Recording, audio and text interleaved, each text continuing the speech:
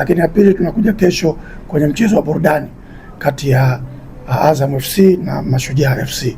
Kama alivyosema kocha mwenzangu, sisi tunakiri kwamba Azam timu yenye uwekezaji mkubwa na mwalimu mzuri, lakini na mimi mwalimu mzuri, mwalimu mkubwa, kwa sababu kwanza mwalimu wa timu ya taifa.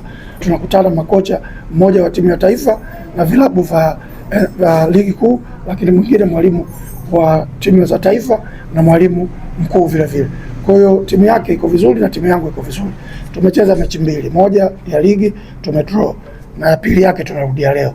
Kwa hiyo pointi ya kwanza tuligawana na sasa hivi tunarudi tena na pointi 3. Moja iko kwao, moja iko kwetu, moja iko TFF. Tunaenda kupambania.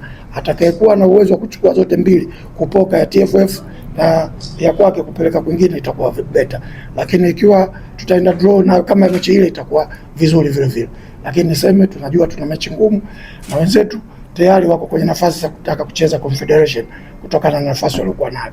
Sisi sisemi kwamba nitashuka kwa sababu najua siwezi kushuka, lakini tunahitaji kupata point ili mradi tukae vizuri katika msimamo wa ligi ambao unaendelea hivi sasa, ligi bora ya NBC. Hata huko nyuma vile vile kwenye ulinzi tulikuwa tunafungwa goli 6, 5 nini, na hata Yanga juzi wametuotea kutufunga goli la pili la ujanja, lakini niseme tu kwamba tuko vizuri na mimi nimeweza kufanya kazi na wachezaji waliokuwepo, naendelea kufanya nao mpaka tutakapomaliza mwisho. Baadaye tutajipanga vizuri kwa msimu unaokuja, naamini Mwenyezi Mungu atatujalia kuwepo pale. Kwa hiyo safu yetu kwa butu, ni kweli tuna matatizo hayo, tuna create nafasi vizuri, lakini scoring inakuwa sio nzuri. Na right, kama tumekuwa nafasi tunazopata tumezitumia, basi sasa hizi tungekuwa tunachuana na Azam, Yanga na Simba kwenye nafasi za juu. Tanganyika wanajua kwamba timu yao iko mzigoni, imetoka Lake Tanganyika imekuja zetu huko Tanzania, maana kule tuko nje kidogo.